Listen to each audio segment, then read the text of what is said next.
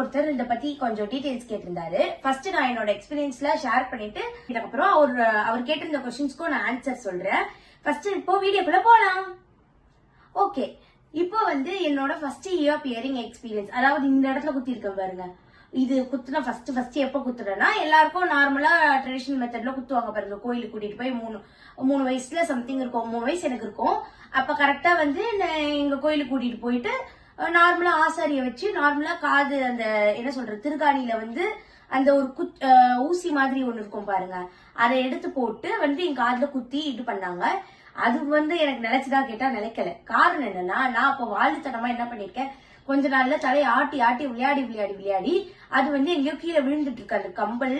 அந்த கம்பளோட தண்டுமே கொஞ்சம் சின்னதுதான். எனக்கு நார்மலாவே இந்த காது தண்டு கொஞ்சம் பெருசாவே இருக்கும். சோ அதனால எனக்கு அந்த கம்பல் தண்டு சின்னதா இருந்ததுனால அது ரிமூவ் ஆயிடுச்சுன்னு சொல்றாங்க. அதுவும் இல்லாம நான் கொஞ்சம் சின்ன வயசுல கொஞ்சம்